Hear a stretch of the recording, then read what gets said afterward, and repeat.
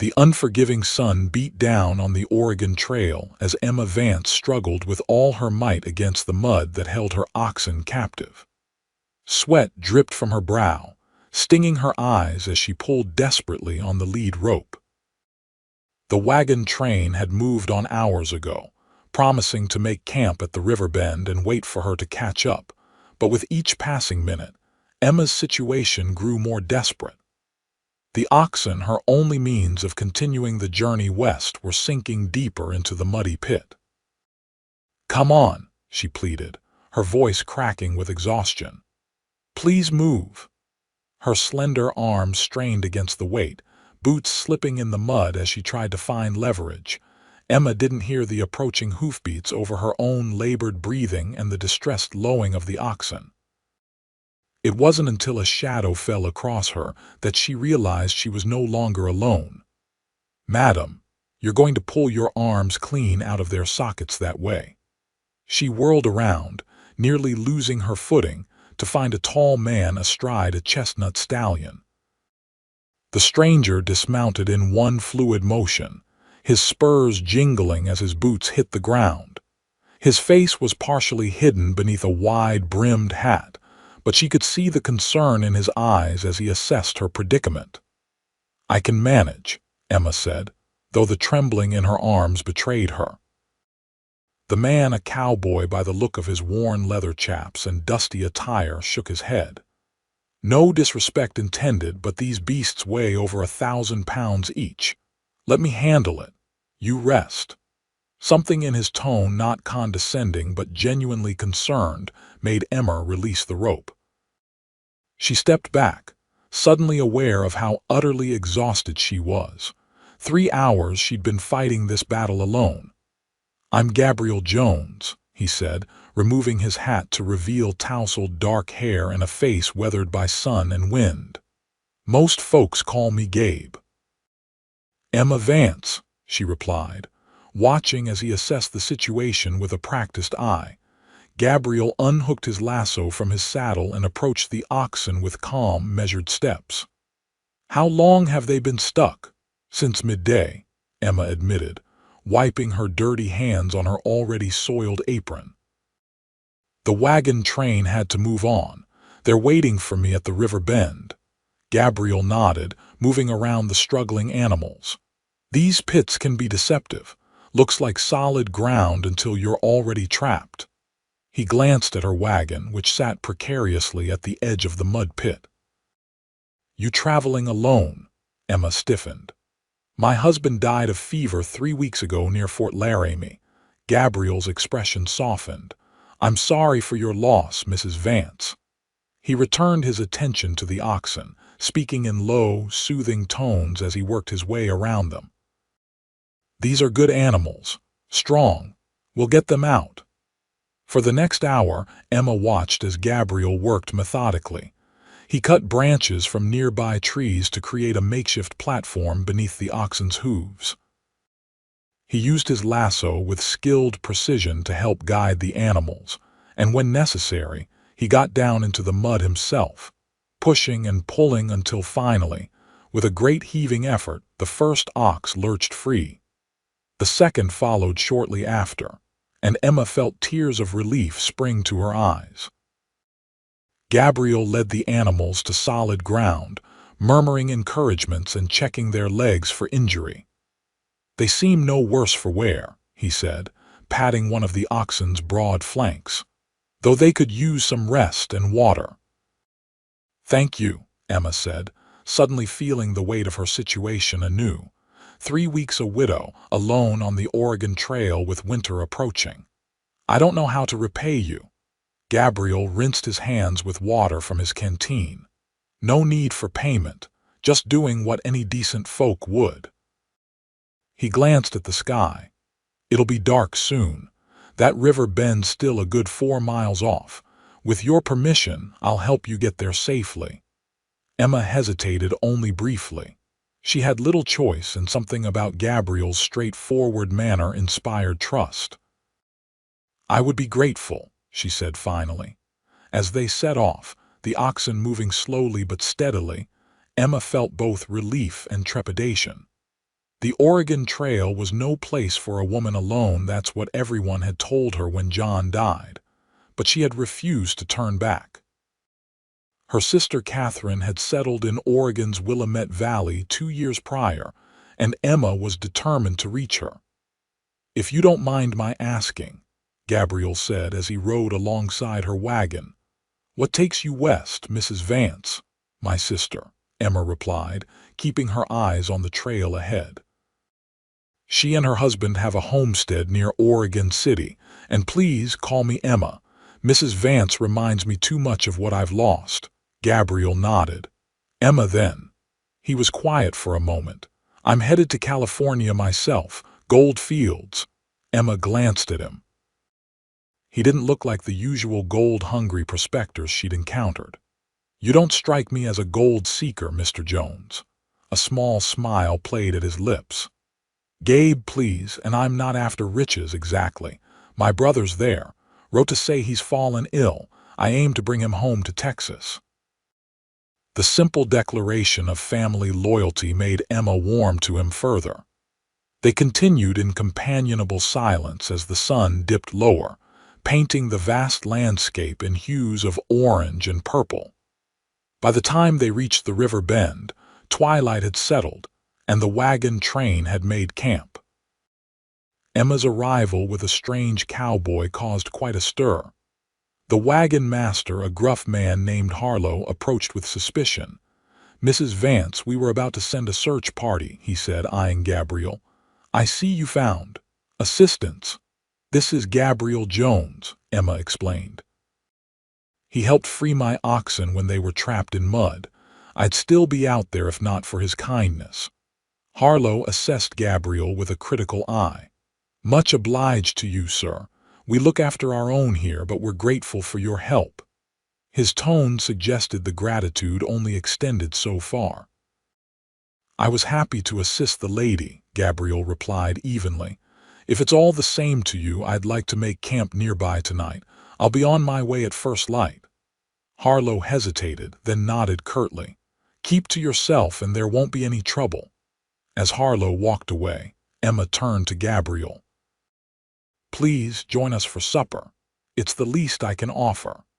Gabriel accepted with a grateful nod, and soon they were seated by Emma's small fire, bowls of simple stew in hand. Other members of the wagon train cast curious glances their way, but Emma paid them no mind. "You said you're from Texas?" Emma asked, trying to keep the conversation light despite her awareness of the whispers around them. "Born and raised," Gabriel confirmed. "My family runs cattle near San Antonio, or they did.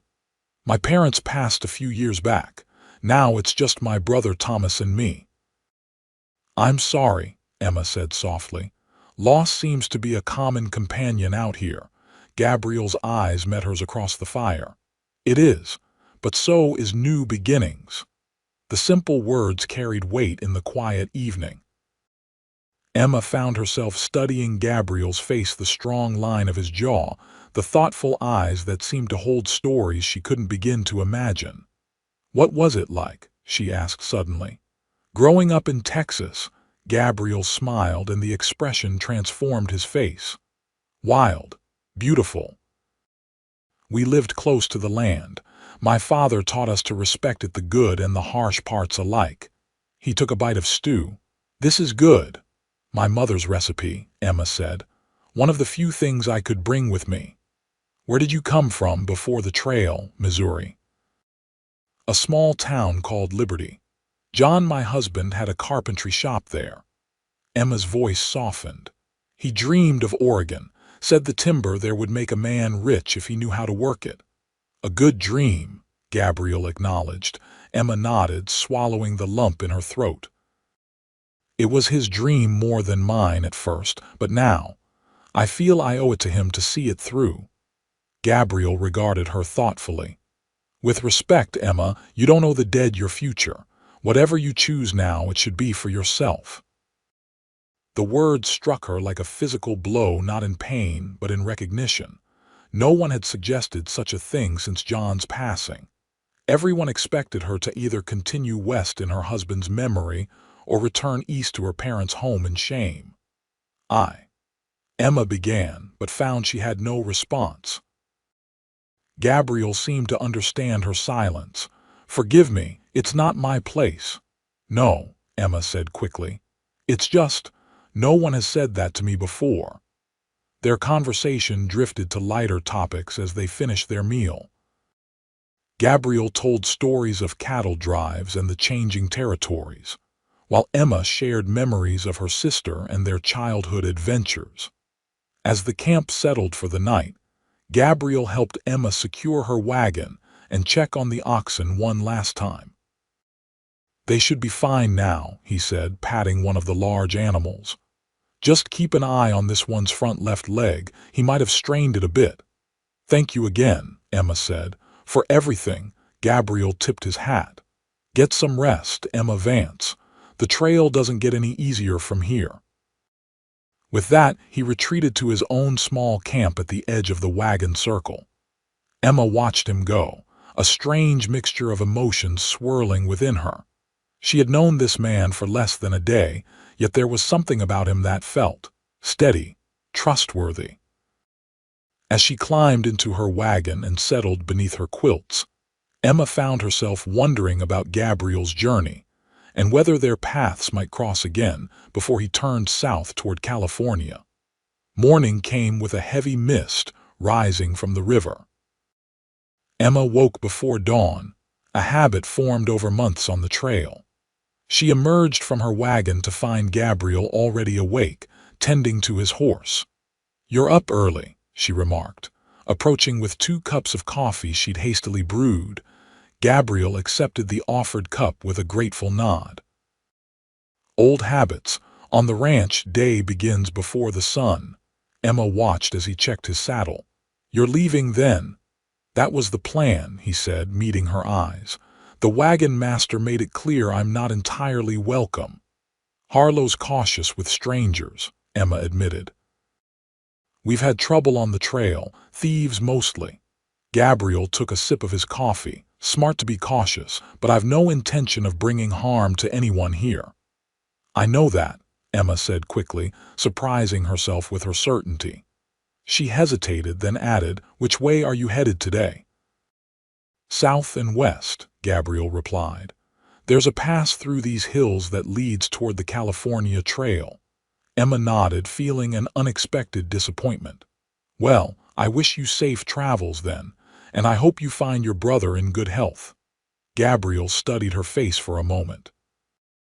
"The wagon train moves slowly. I could ride alongside for a day or two, make sure those oxen are recovering properly." Emma felt a smile tug at her lips. "Harlow might not approve." "I wasn't asking Harlow," Gabriel said, a glint in his eye. Before Emma could respond, commotion erupted from the far side of camp. Shouts and the frightened whinnying of horses drew their attention. "Raiders!" Someone yelled, and the camp exploded into activity. Gabriel's hand went instantly to the revolver at his hip. "Get behind your wagon," he told Emma, his voice calm but commanding. Emma hesitated. "My rifle, get it," Gabriel said, already moving toward the disturbance. "But stay low." Heart pounding, Emma retrieved her husband's rifle from the wagon. She had fired it only a handful of times, but John had insisted she learn the basics. From her position, she could see 3 riders circling the camp's edge, firing shots into the air and causing panic among the travelers. Gabriel had mounted his horse and was racing toward the commotion. Emma watched in fear and admiration as he intercepted one of the raiders, knocking the man from his horse with a powerful tackle. They tumbled to the ground, and for a terrifying moment, Emma lost sight of Gabriel in the dust. The wagon train's men had rallied by now, returning fire and driving the remaining raiders back. When the dust settled, Gabriel stood with his boot on the chest of one of the attackers, his revolver aimed steadily at the man's head. Harlow and 2 other men approached, rifles raised. "We'll take him from here," Harlow said, eyeing Gabriel with new respect. The captured raider was bound and placed under guard, while the others had fled into the hills. The camp buzzed with nervous energy as people assessed the damage a few stolen supplies. One man with a bullet grazed to his arm, but thankfully no serious injuries. Emma found Gabriel by the river, washing a cut on his forearm. "You're hurt," she said, rushing to his side. "It's nothing," he assured her, though he didn't protest when she took his arm to examine the wound more closely. "This needs proper cleaning," she insisted, leading him back to her wagon where she kept her medical supplies. As she tended to his injury, she noticed Harlow approaching. The wagon master stopped before them, hat in hand. "Mr. Jones," he said gruffly. "Seems I misjudged you. That was quick thinking back there." Gabriel nodded, wincing slightly as Emma applied alcohol to his cut. "Just happened to be in the right place." "Well," Harlow continued, "the council's agreed. We'd welcome you to travel with us as far as you're going. Extra gun would be appreciated, especially through the mountain passes ahead." Gabriel glanced at Emma, who kept her eyes focused on bandaging his arm, though she couldn't hide the small smile that tugged at her lips. "That's a generous offer," Gabriel said. "I believe I'll accept." Harlow nodded, satisfied, and walked away to continue organizing the camp's departure. "So," Emma said, finishing with the bandage, "it seems you'll be joining us after all." "It seems so," Gabriel agreed, his eyes meeting hers, "at least for a while." As the wagon train resumed its journey that morning, Emma found herself riding beside Gabriel, his presence providing a sense of security she hadn't felt since John's death. It was a dangerous feeling, this comfort with a man she barely knew, but as they traveled through the golden landscape, Emma couldn't help but think that perhaps, just perhaps, the trail ahead might hold more than just the fulfillment of her late husband's dreams. The days that followed settled into a rhythm. Gabriel rode scout alongside two other men from the wagon train, ranging ahead to check for dangers and suitable camping spots. Each evening, he would return to camp, and somehow always find his way to Emma's fire, where they would share a meal and conversation that stretched late into the night. Emma learned that Gabriel had fought briefly in the Mexican-American War before returning to his family's ranch. She learned about his skill with horses, his preference for the open country over crowded settlements, and his quiet dream of someday finding a place to call his own. In turn, she told him about growing up in Missouri, about her sister Catherine's letters describing the lush valleys of Oregon, and about John, their courtship, their 5 years of marriage, and the fever that had taken him so suddenly on the trail. "We never had children," she confided one evening, 3 weeks into their journey together. The wagon train had made camp in a sheltered valley, and a gentle rain pattered on the canvas cover above them. They sat beneath the wagon's protection, watching the raindrops create ripples in puddles. "John always said there would be time for that once we were settled in Oregon." Gabriel nodded, understanding in his eyes. "Life rarely follows the paths we lay out for it." "No," Emma agreed softly. "It doesn't." A comfortable silence fell between them, broken only by the steady rhythm of the rain and the distant sounds of the camp settling for the night. "What will you do?" Gabriel asked finally. "When you reach your sister's place?" Emma had asked herself this question countless times since John's death. "Begin again, I suppose. Catherine's husband has offered me a parcel of their land. I could sell it, use the money to start a small business in Oregon City." She paused. "Or I could try to work it myself." Gabriel raised an eyebrow. "Farming? Why not?" Emma challenged, a spark in her eyes. "Women work the land all across this country. I'm not afraid of hard work." A smile played at Gabriel's lips. "I don't doubt that for a second, Emma Vance." He hesitated, then added, "But it's a lonely life, working a homestead alone." The weight of his words hung in the air between them. Emma felt a flush creep into her cheeks, grateful for the dim light that hid it. Yes, she acknowledged. It would be.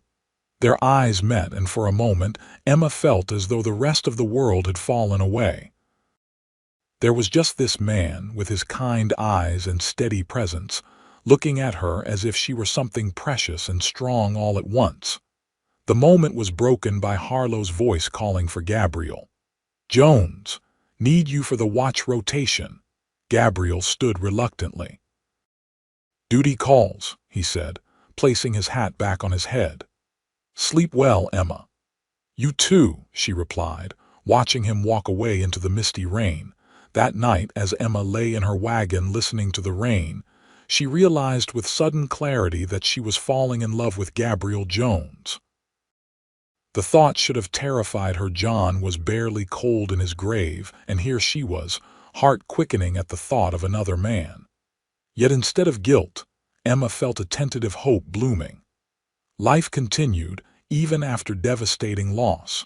Perhaps her heart could too. The wagon train faced its greatest challenge yet as they approached the Blue Mountains. The terrain grew steep and treacherous, with narrow passages that barely accommodated the wide wagons. Progress slowed to a crawl, with some days seeing them advance less than 5 miles. It was on one such difficult day, as Emma's wagon negotiated a particularly steep incline, that disaster struck. The right wheel caught on a jutting rock, and with a sickening crack, the axle split. The wagon lurched dangerously, and Emma was thrown from her seat onto the hard ground. For a moment she lay stunned, the breath knocked from her lungs. Then Gabriel was there, kneeling beside her, his face tight with concern. "Emma, are you hurt?" She took inventory of her body, wincing as pain shot through her left wrist. "My wrist," she managed, "and my pride." Relief washed over Gabriel's features as he helped her sit up. "Pride heals quicker than bones," he said, gently examining her wrist. "Not broken, I think, just sprained." The wagon master and several others had gathered around the damaged wagon. Harlow shook his head as he assessed the broken axle. "This is bad timing, Mrs. Vance," he said grimly.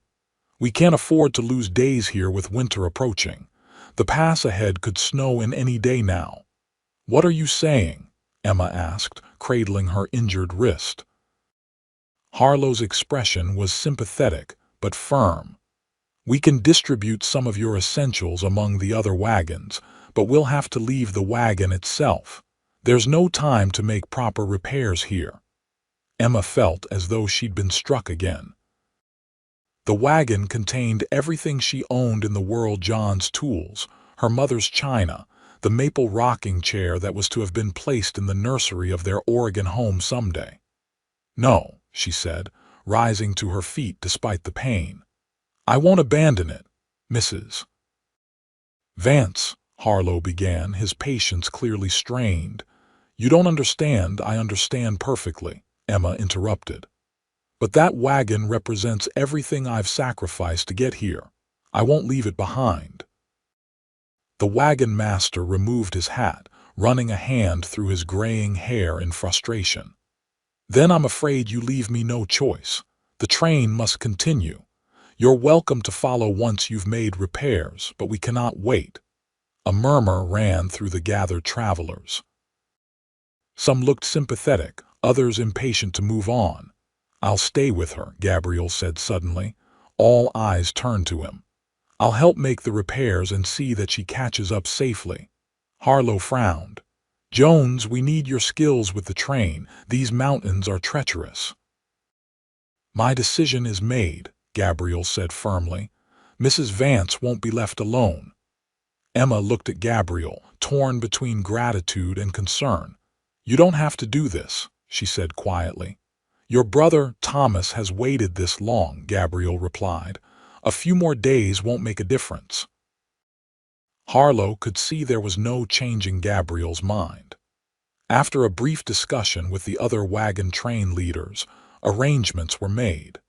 The train would continue, leaving Emma and Gabriel with enough supplies for a week. If they hadn't caught up by then, the train would leave markers for them to follow. As the wagons pulled away, continuing their slow ascent up the mountain pass, Emma felt a curious mixture of abandonment and relief. She turned to Gabriel, who was already unloading tools from his saddlebags. "Thank you," she said simply. He looked up, his expression serious. "Don't thank me yet. We've got a lot of work ahead and my carpentry skills aren't much to speak of." Despite everything, Emma laughed. "Good thing John taught me a thing or two then." They made camp beside the damaged wagon, and Gabriel immediately began assessing what they would need.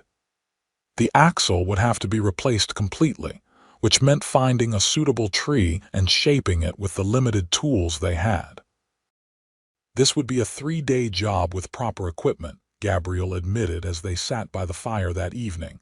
"With what we have, I'm not sure."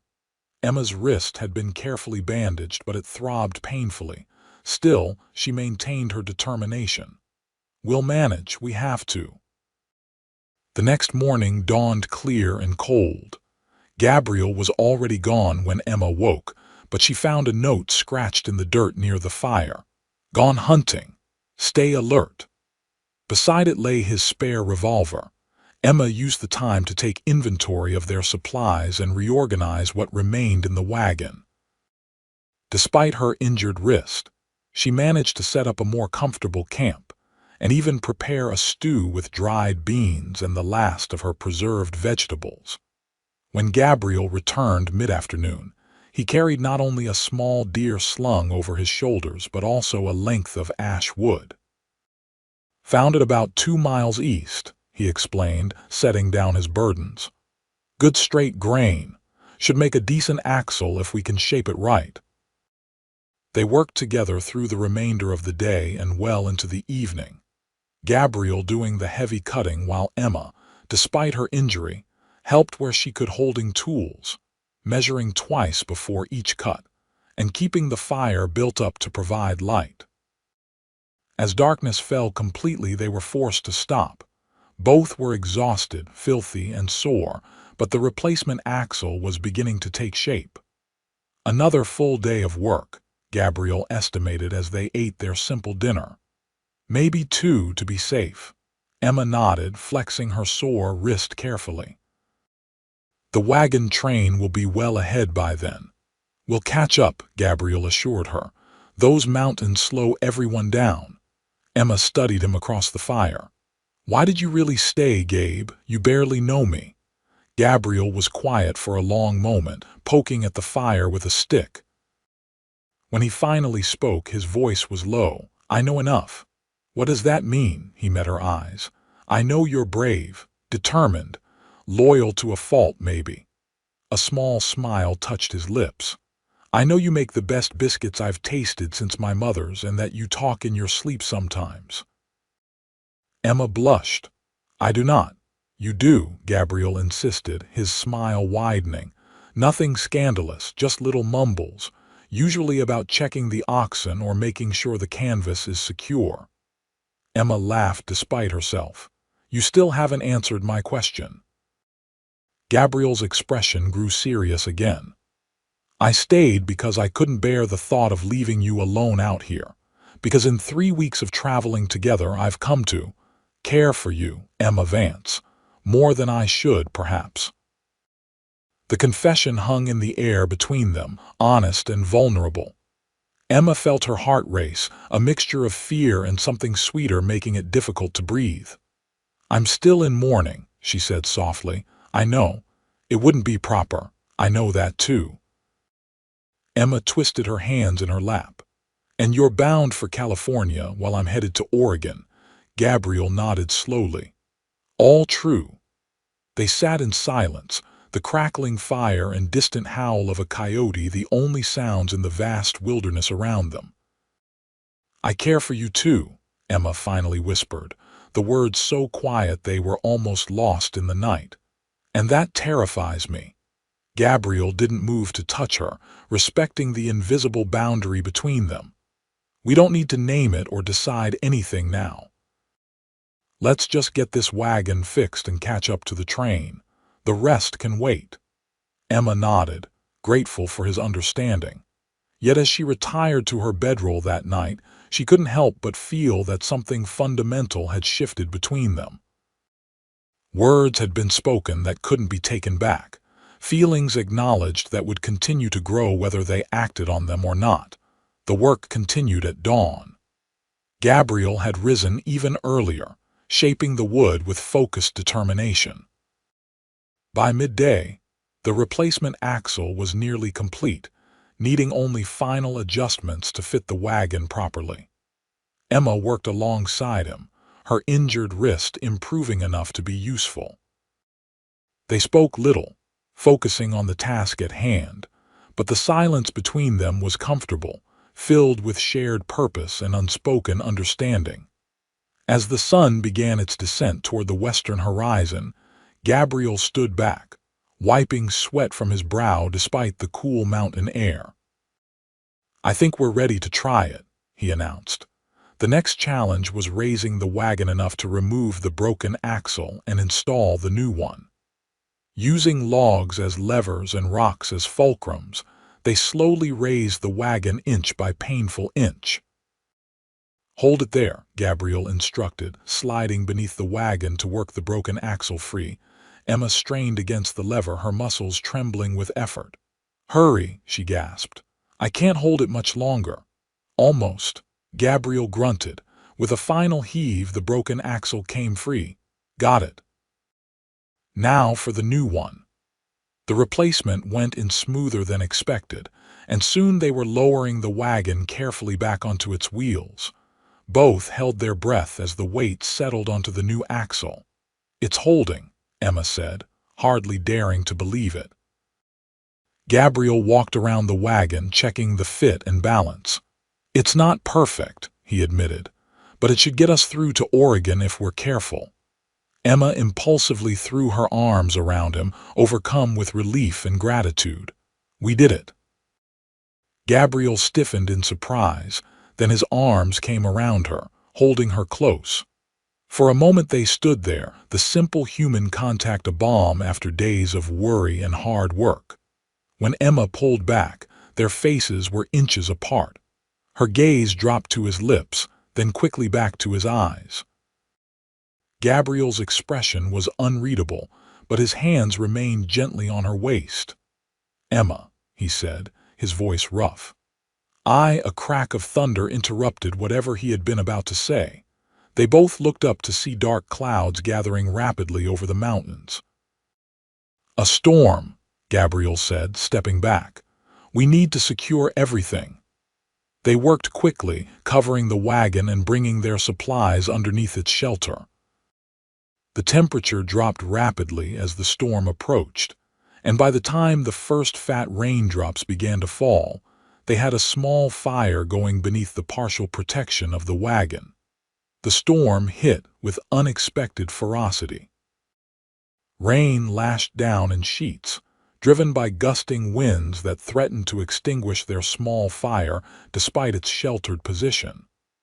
Lightning split the sky, followed by booming thunder that seemed to shake the very ground. Emma and Gabriel huddled close together, watching with growing concern as water began to flow in rivulets down the sloping ground where they had camped.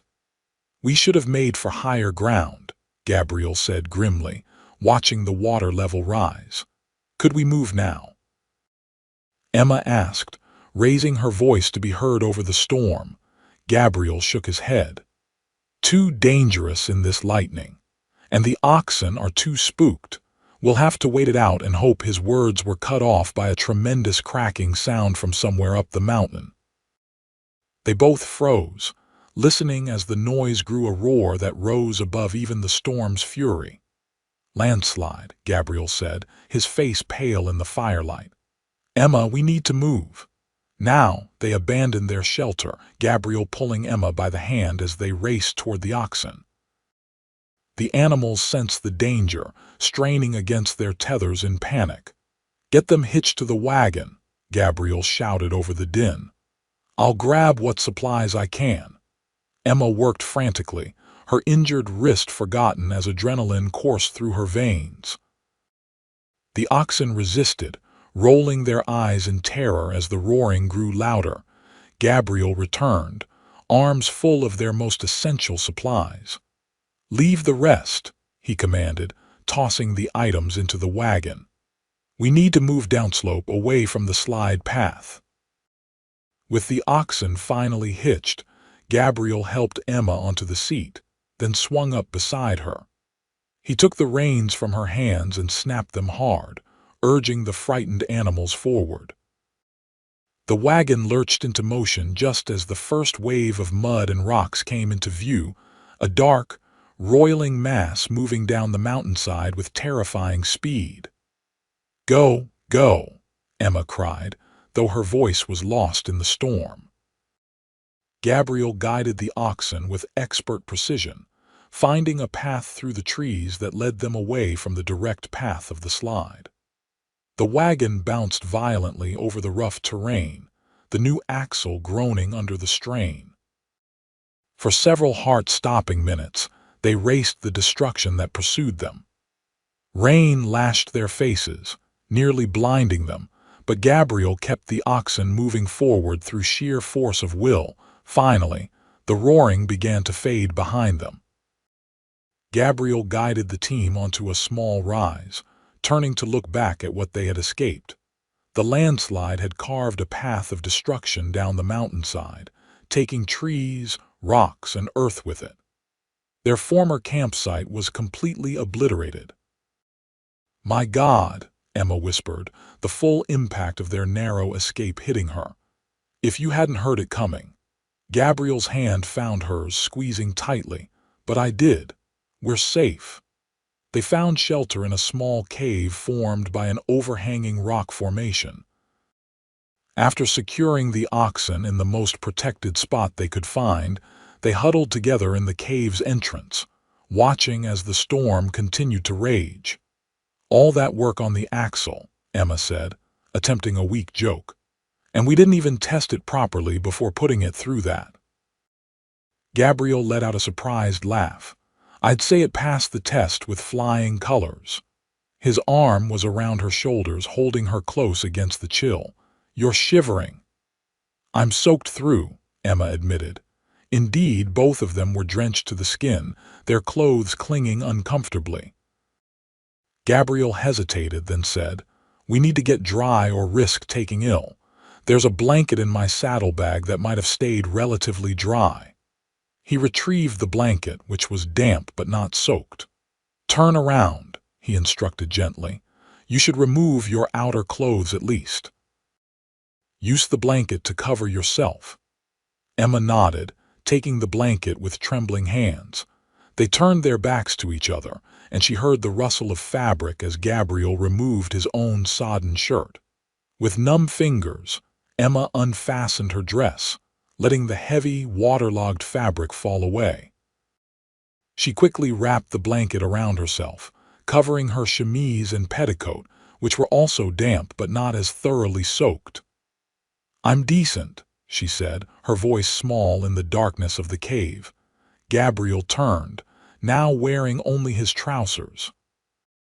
His chest was bare, and Emma couldn't help but notice the defined muscles and scattered scars that spoke of a life of physical labor and occasional danger. "We should share the blanket," he said pragmatically, "for warmth." It was the sensible thing to do, yet Emma felt her heart race at the impropriety of it. Still, survival trumped social convention. She nodded, and Gabriel sat beside her, extending the blanket to cover them both. His skin was warm despite their ordeal, and Emma found herself instinctively moving closer to that warmth. They sat in silence for a time, listening to the storm and their own breathing. "I was going to ask my brother to come back to Texas with me," Gabriel said suddenly. "After I found him in California, the ranch, it needs both of us." Emma turned to look at him, their faces close in the dim light. "You miss it. Your home." "I do," he admitted. "But lately I've been thinking, home doesn't have to be where you were born, it can be wherever you choose to build it." With the right person. The implication hung in the air between them, impossible to ignore. "Gabe," Emma began, her voice barely above a whisper, "I don't know if I'm ready." "I know," he said quickly. "And I would never press you. John was your husband, and his memory deserves respect." He paused, choosing his next words carefully. "But I also believe that life is for the living, Emma, and I've never met anyone more alive than you." Emma felt tears prick at her eyes. Even covered in mud and half-drowned, Gabriel smiled, reaching up to brush a damp strand of hair from her face. Especially then. The touch of his fingers against her cheek sent a shiver through Emma that had nothing to do with the cold. Before she could think better of it, she leaned forward and pressed her lips to his. Gabriel remained perfectly still for a heartbeat, then responded with gentle pressure. The kiss was tentative, questioning, a beginning rather than a demand. When they parted, Emma kept her eyes closed, savoring the moment suspended between what had been and what might be. "I'm not asking for promises," Gabriel said softly, "just possibility." Emma opened her eyes, meeting his gaze. "Possibility," she agreed. "I think I can offer that." They spent the night huddled together beneath the shared blanket, taking comfort in each other's presence while the storm gradually spent its fury. By morning, the rain had stopped, though the sky remained heavy with clouds. Their clothes had dried enough to be wearable, and after a quick breakfast of jerky and hardtack, all that had survived their hasty departure, they prepared to continue their journey. The wagon train was now at least 2 days ahead, possibly more given the delay caused by the storm. The trail was muddy and treacherous, the ground still saturated from the heavy rainfall. "We'll need to be careful," Gabriel cautioned as they hitched the oxen. "That new axle is holding for now, but one bad jolt could change that." Emma nodded, surveying the changed landscape. The landslide had altered the path they had originally planned to take, forcing them to find an alternative route through the mountains. They set off slowly, Gabriel walking beside the oxen to guide them while Emma drove the wagon. The going was difficult, each mile a victory against the muddy terrain. By midday, they had covered perhaps 3 miles, and Emma's admiration for Gabriel's endurance only grew as he continued to forge ahead, clearing obstacles when necessary and constantly checking the axle for signs of stress. "You should rest," she called to him during a brief stop to water the oxen. "You've been on your feet for hours." Gabriel shook his head, though she could see the exhaustion in the set of his shoulders. "We need to make more progress before nightfall. There's another storm brewing." He nodded toward the western horizon, where dark clouds were once again gathering. Emma climbed down from the wagon seat, approaching him with a canteen. "At least drink," she insisted. He accepted gratefully, taking a long swallow before handing it back. Their fingers brushed in the exchange, a simple touch that nonetheless sent warmth through Emma's chest.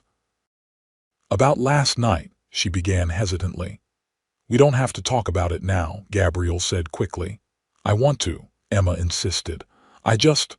I need you to understand that I'm still finding my way through this. John and we were together since I was 18. I'm not sure I know how to be anyone else but his wife." Gabriel's expression softened. "You're Emma Vance," he said simply.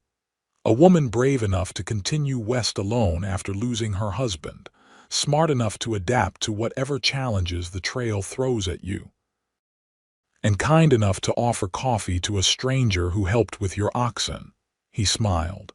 "That's who you are, with or without John." Emma felt something loosen in her chest, a knot of grief and uncertainty that had been there since John's death. "Thank you," she whispered. They resumed their journey, pushing on through the afternoon as the clouds drew closer. By evening, they had made it to a small plateau that offered some protection from the winds that preceded the approaching storm. As they made camp, Emma noticed Gabriel wincing as he unloaded supplies from the wagon. "You're hurt," she said, moving to his side.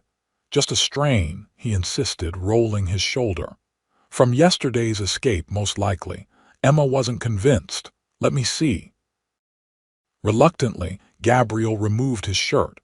A large bruise had bloomed across his right shoulder blade, extending down his back. "Gabe," Emma exclaimed, "this is more than a strain. When did this happen?" "Must have hit something during the landslide," he admitted.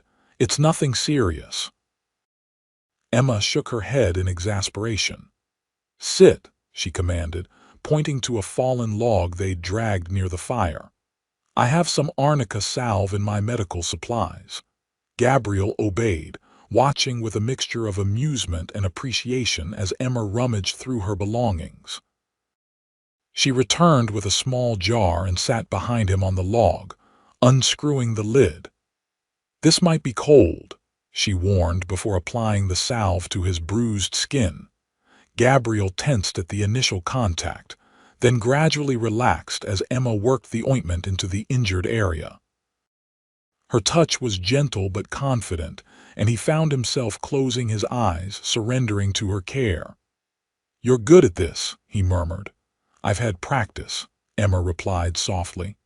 "John was always hurting himself in his workshop, and before that my father."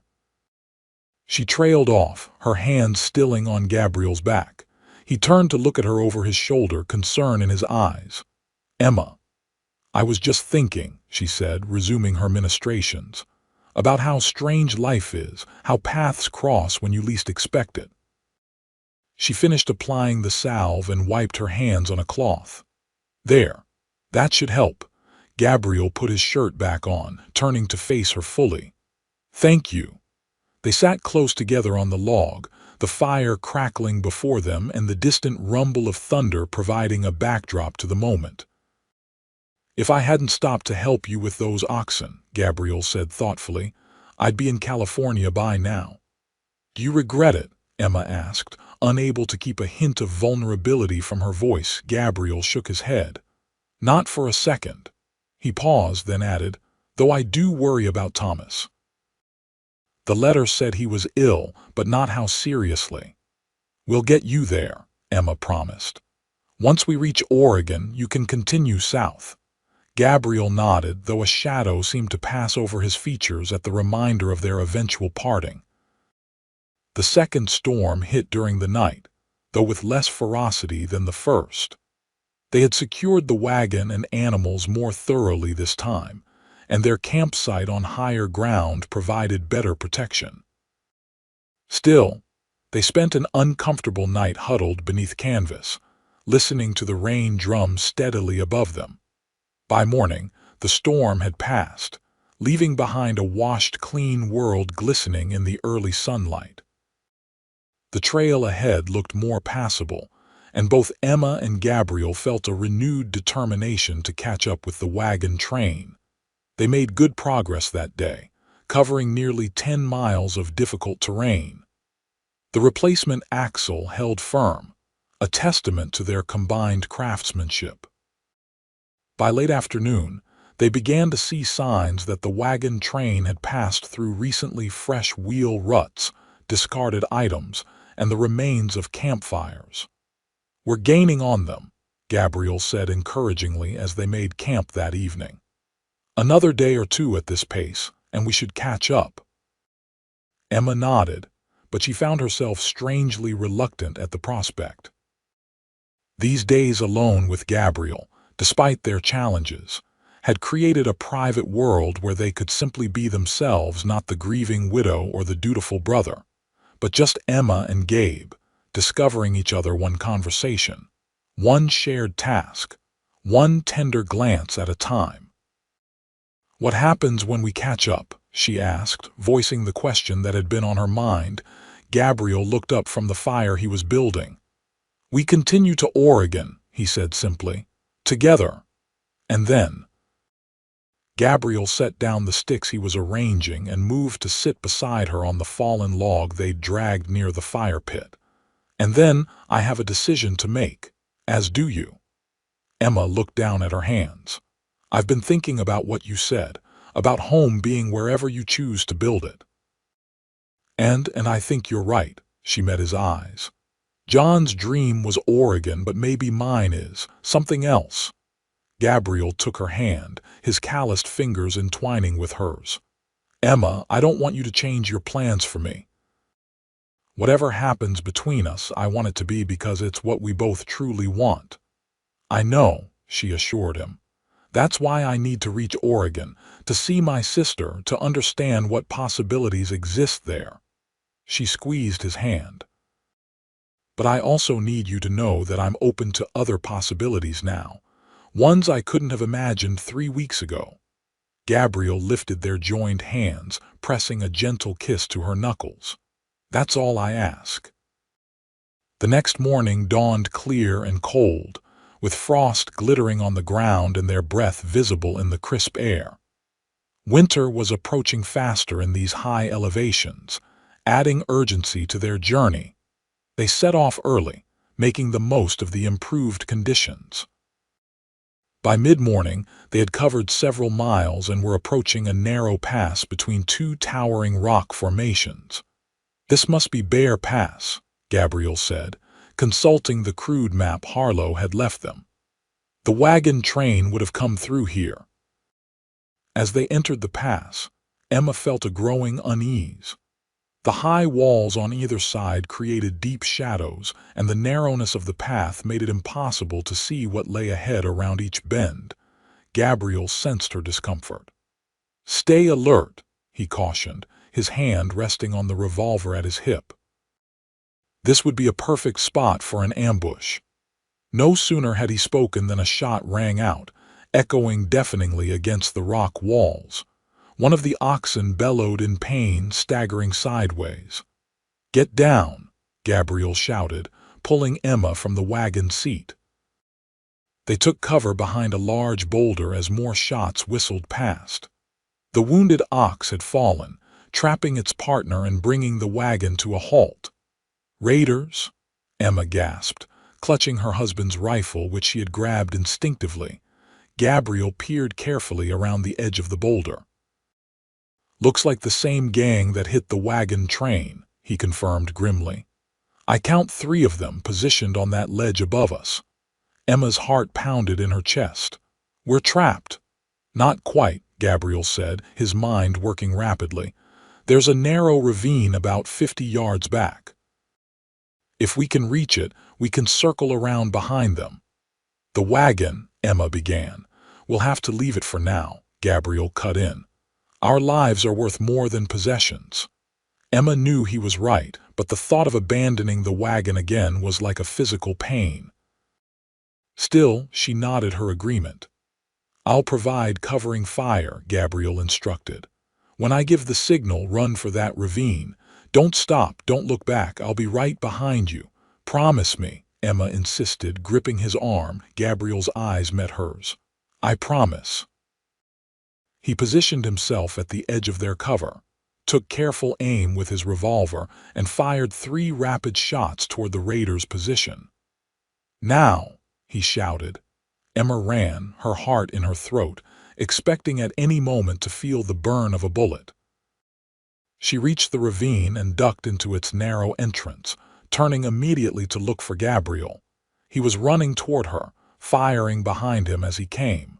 Just as he reached the ravine entrance, a shot rang out and he stumbled, falling to his knees just short of safety. "Gabe!" Emma screamed, lunging forward to grasp his shirt and pull him into the ravine. Gabriel collapsed against the rock wall, his face contorted in pain. "My leg!" he gasped. Emma looked down to see blood seeping through his trousers just above the knee. "You've been shot." Working quickly, she tore a strip from her petticoat and bound the wound tightly to slow the bleeding. The bullet appeared to have passed through the flesh without hitting bone, but the injury was serious enough to prevent Gabriel from walking unaided. "We need to keep moving," he said through gritted teeth. "They'll be coming after us." Emma helped him to his feet, supporting his weight against her side. They moved deeper into the ravine, which gradually widened into a small canyon. There, Gabriel pointed to a cluster of large boulders. We can defend that position if necessary. They made their way to the boulders, and Emma helped Gabriel sit with his back against the largest rock. She checked his wound again, relieved to see that the bleeding had slowed, though he was clearly in considerable pain. "You should go," Gabriel said suddenly. "Follow the canyon. It should lead back to the main trail eventually." Emma stared at him in disbelief. "I'm not leaving you. Emma, be reasonable. You can move faster without me, get help from the wagon train." "No," she said firmly. "We stay together." Before Gabriel could argue further, they heard voices echoing from the ravine entrance.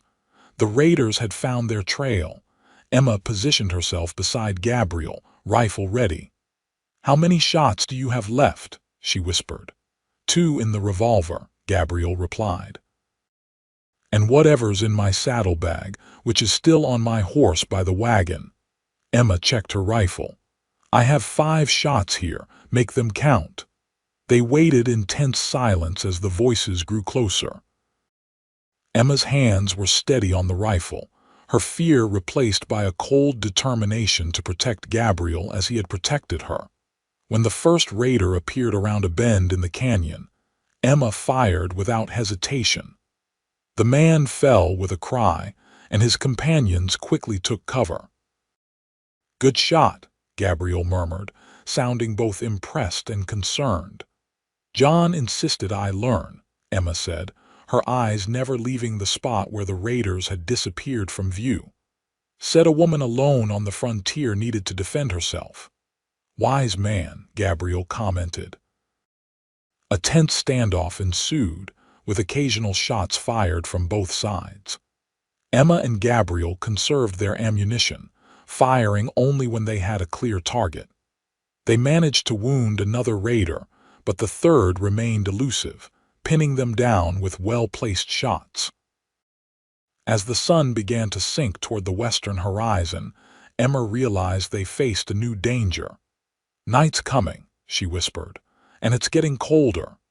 Gabriel nodded grimly. He had grown pale from blood loss, though he refused to acknowledge his weakening condition. "We need to end this before dark."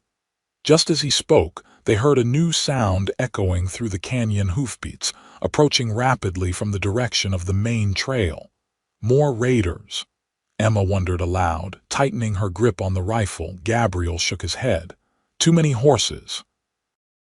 The raider who had been keeping them pinned down must have heard it too. They saw him break from cover, running back toward the ravine entrance. Emma fired, but missed in her haste. The hoofbeats grew louder, accompanied now by shouts. Then, to their astonishment, they heard a familiar voice bellowing through the canyon. "Jones, Mrs. Vance, you out there?" "Harlow," Emma cried, hardly daring to believe it. "We're here by the boulders." Moments later, Harlow appeared, riding at the head of a group of armed men from the wagon train. They quickly secured the wounded raiders and came to where Emma and Gabriel had taken shelter. "Thank God," Harlow said, dismounting. "When we found your abandoned wagon and the dead ox, we feared the worst." "How did you know to come back for us?" Gabriel asked weakly. Harlow knelt beside him, examining the leg wound with a frown. "We reached the valley beyond the pass yesterday. Good grazing land, so we decided to rest the animals for a day. When you didn't show up by noon, I sent scouts back to look for you." He stood, gesturing to his men. "We need to get him to camp. The women can tend to that leg properly." As they carefully lifted Gabriel onto one of the horses, Emma remained by his side, her hand never leaving his. "The wagon," she asked Harlow. "Can it be salvaged?" The wagon master nodded. "It's in better shape than you might think. Lost 1 ox, of course, but the wagon itself is intact. We'll send men back for it tomorrow." Relief washed over Emma. Against all odds, they had survived, and her connection to her past and future remained intact. The journey back to the wagon train's camp was slow and painful for Gabriel, but Emma's constant presence provided comfort. By the time they arrived, night had fallen, and the camp was ablaze with welcoming fires. Gabriel was taken immediately to the medical wagon, where the train's most experienced healer, a former Army surgeon's wife named Mrs. Patterson, examined his wound. "Clean through the flesh," she pronounced after a thorough examination. "No bone damage, thank the Lord, but he's lost blood, and there's risk of infection." She set about cleaning and properly bandaging the wound while Emma hovered anxiously nearby. "Will he recover fully?" she asked. Mrs. Patterson nodded.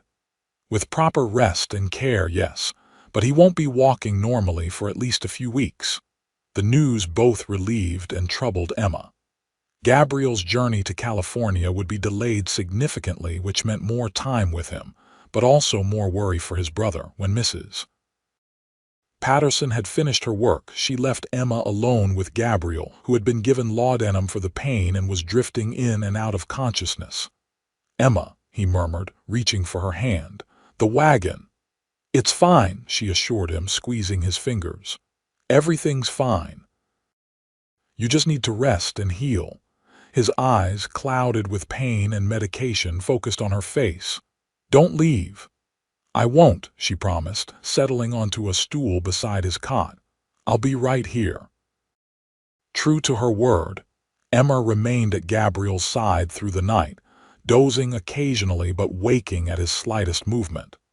By morning, his fever had risen, and Mrs. Patterson's expression grew concerned as she changed the bandages. "Infection's setting in," she said grimly. "We need to draw it out." What followed was a harrowing day of poultices, herbal infusions, and cool compresses as they fought to bring Gabriel's fever down. Emma worked tirelessly alongside Mrs. Patterson, following every instruction with precision and care. By evening, Gabriel's condition had stabilized somewhat, though the fever lingered. Mrs. Patterson finally insisted that Emma get some proper rest. "You'll be no good to him if you collapse yourself," she said firmly. "Go, eat something, sleep for a few hours. I'll send for you if there's any change." Reluctantly, Emma returned to her own wagon, which had been retrieved as promised and now sat in its usual place in the wagon circle. She ate mechanically, barely tasting the stew someone had kindly prepared for her, then fell into an exhausted sleep. She woke to the gray light of dawn and the sound of activity in the camp. For a moment, she was disoriented. Then memory flooded back and she scrambled from her wagon, hurrying to check on Gabriel. She found him awake, his fever broken, though he looked pale and weak against the white pillowcase. "There she is," he said, his voice raspy but clear. "My guardian angel." Emma felt tears spring to her eyes as she took the seat beside his cot. "How are you feeling?" "Like I've been kicked by a particularly angry mule," Gabriel admitted with a weak smile. "But Mrs. Patterson says I'm past the worst of it." Emma took his hand, overwhelmed with relief. "You scared me." "I'm sorry," he said softly. "Seems I've complicated your journey considerably." "Our journey," Emma corrected him. Harlow visited later that morning to discuss their situation. The wagon train needed to continue west before weather closed the final mountain passes, but Gabriel was in no condition to travel for at least a week. "There's a small settlement about 2 days from here," Harlow explained. "Fort Wilson. It's not much more than a trading post with a few cabins, but they have a doctor of sorts. We could take you there, leave you to recover properly before continuing on." "What about Emma's sister?" Gabriel asked. "She's expecting her in Oregon City before winter." Emma squeezed his hand. "Catherine will understand if I'm delayed." "There's another option," Harlow said slowly. "Mrs. Patterson and her husband have offered to stay behind with you both at Fort Wilson. Once Gabriel is fit to travel, they would accompany you the rest of the way to Oregon City." He paused. "It would mean a separate journey, slower than the main train, but you wouldn't be alone." Emma looked at Gabriel, seeing the question in his eyes. "What about your brother in California?" she asked quietly. Gabriel's expression was troubled. "I can't travel that far in this condition, not before winter sets in. I'll have to write to him from Fort Wilson, explain the delay." The decision was made. 2 days later, as the main wagon train prepared to depart, a smaller group remained behind Emma. Gabriel transported carefully in the back of Emma's wagon. The Pattersons, and 2 young men who had volunteered to provide additional security for the journey to Fort Wilson. As Emma watched the wagon train disappear over the horizon, she felt a curious mixture of anxiety and peace. The path ahead was uncertain, yet somehow, standing beside Gabriel's wagon, she felt more sure of her direction than she had in months. Fort Wilson proved to be exactly as Harlow had described it, little more than a trading post surrounded by a handful of cabins and a crude stockade. But it offered safety, supplies, and most importantly, rest. The fort's doctor, a grizzled former Army medic named Dr. Wells, confirmed Mrs. Patterson's assessment of Gabriel's wound and prescribed continued rest and gradual rehabilitation exercises. Once the healing had progressed further, Emma and the Pattersons secured a small cabin on the edge of the fort's grounds. It was a simple structure with 2 rooms. The Pattersons took one, while Emma made a comfortable space for Gabriel in the other, taking a pallet on the floor for herself. As October gave way to November, Gabriel's strength gradually returned. He progressed from being confined to bed, to sitting in a chair by the cabin's small window, to taking short walks with the aid of a crutch Dr. Wells had fashioned for him. Emma watched his progress with pride and growing affection. Their time together in the small cabin had created an intimacy beyond physical closeness. They talked for hours each day, sharing memories, hopes, and increasingly, dreams of a shared future. "I've been thinking," Gabriel said one evening as they sat before the cabin's fireplace. The Pattersons had gone to the trading post, leaving them alone. "About what happens next." Emma looked up from her mending. "And I wrote to Thomas, as you know," explained what happened. He shifted in his chair, still uncomfortable when sitting for long periods. "But I didn't tell him the whole truth." "What do you mean?" Gabriel met her eyes. "I didn't tell him that my plans have changed, that I'm not sure Texas is where I belong anymore." Emma set down her sewing, her heart quickening. "Where do you belong then?" "Wherever you are," Gabriel said simply. "If you'll have me." Emma's breath caught in her throat. "Gabe, I know it hasn't been that long since John," he continued hurriedly. "And I know you're still finding your way, but Emma, I love you. I think I have since that first day, when you were so determined to free those oxen by yourself." Tears welled in Emma's eyes. "I love you too," she whispered. The words, once spoken, seemed to release something within her, a final tether to the past, making way for the future. "I've been afraid to admit it, even to myself. It felt disloyal somehow." Gabriel rose from his chair, moving slowly to kneel before her despite the pain it clearly caused him. "I would never ask you to forget John," he said earnestly. "He'll always be part of who you are. But I'm asking if there's room in your heart for a new beginning, with me." Emma reached out to touch his face, tracing the features that had become so dear to her. "There is," she affirmed. "More than room. There's a certainty I never expected to feel again." Gabriel took her hand, pressing a kiss to her palm.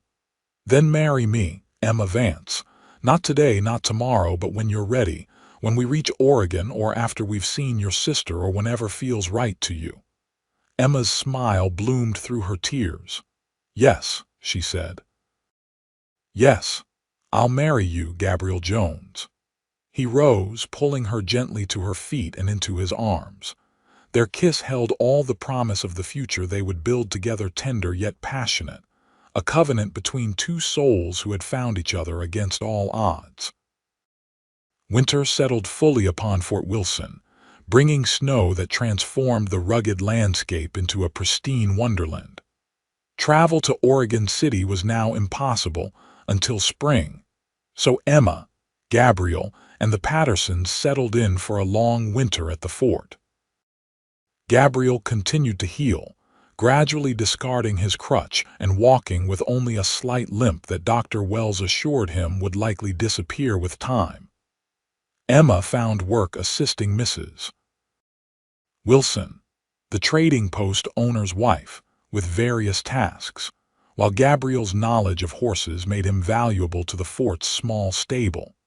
As Christmas approached, the fort's inhabitants, no more than 30 souls in total, prepared to celebrate as best they could in their isolated outpost. Emma and Gabriel's engagement had been announced and warmly received by the small community, adding to the festive atmosphere. On Christmas Eve, a small miracle arrived in the form of a mail carrier who had braved the mountain passes. Among the precious letters was one addressed to Gabriel, bearing a California postmark. Gabriel's hands trembled as he opened it. "It's from Thomas," he said, scanning the contents quickly. His expression shifted from concern to relief, then to something like wonder. "He's well," he announced. The illness mentioned in his previous letter was brief, and he recovered fully.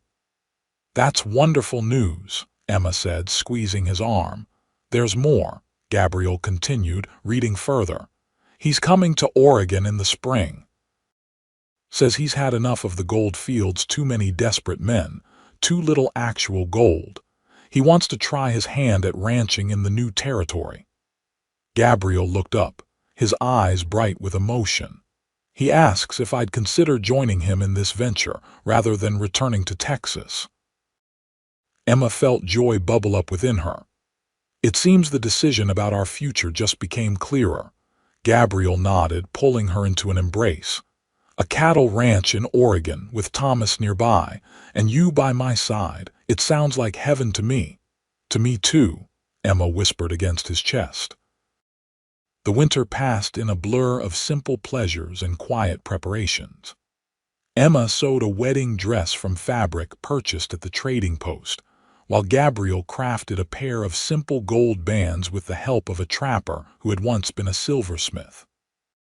Letters arrived from Catherine, expressing delight at Emma's news and assuring her that whenever they arrived in spring, they would be welcomed with open arms.